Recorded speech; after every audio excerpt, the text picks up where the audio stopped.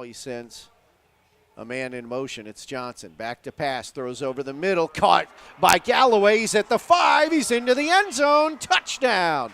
Flag on the play. Sends his man in motion. Takes the snap. Rolls to that side. Looking end zone. Cuts around the corner, and he's shoved out of bounds. What a hit over there on the far side. It's the Bridgewater Eagles. I think that was Rayshawn Myers, the sophomore, who played a whale of a game last week. This will be a 35-yard attempt. He hit his career long earlier. There's the snap. The hold is down. The kick is up. It's end over end. And he's got another one as a 35-yarder is up, and it is true.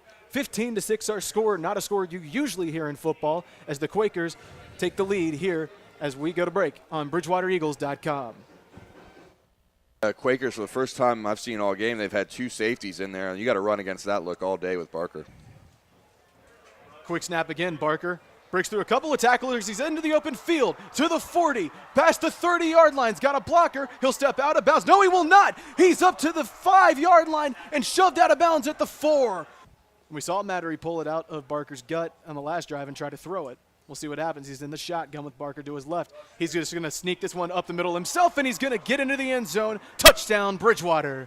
Quick tempo here for Bridgewater. Scroggins in the shotgun with Barker behind him. 2 receivers stacked on the left side. 1 to the right as Scroggins takes the snap. Barker's into the open field. He's past midfield, and he's dragged down at the 40-yard line. He explodes up the middle of the field for a 30-yard gain, and Bridgewater is into Quaker territory. Cretera to hold. Snap is down there. The hold is down. The kick is up, and it's good. So Geisman puts 3 up on the board for Bridgewater as they touch the board on their first drive here in the second half. 22-16. Guilford still leading here on BridgewaterEagles.com. Miller out of the shotgun takes the snap.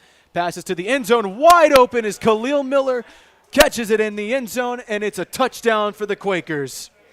Was able to respond with a touchdown. Here's Goodman. He's going to go up the middle of the field. He's up to the 45, and he's drugged down at the 50-yard line, and Goodman again making a difference and an impact. Leaving some Guilford players littered, literally, on the football field. Blitz as Miller takes the snap, and he's going to run it to the right side. Now he's going to stop. He's going to throw. He's got a wide-open receiver. That's Britt Smith. Josh Brooks tried to make the catch. Instead, Britt Smith is all the way down to the 10-yard line. Miller back in the shotgun. 3 receivers to the left. Now they'll motion over Russell. He passes to him, and Russell gets around the edge, and he goes into the end zone. Touchdown, Guilford. End over end kick goes to Goodman. Fielded at the 8. Goes down the middle of the field, and he fumbled the football. He fumbled the football, and Guilford recovers it. Looking to pass. Evades pressure. Finds a strike there with Thompson. Thompson jukes. Thompson gets into the end zone. I beg your pardon, that was Montek Johnson into the end zone, and it is now just raining on Bridgewater's defense, 41-16.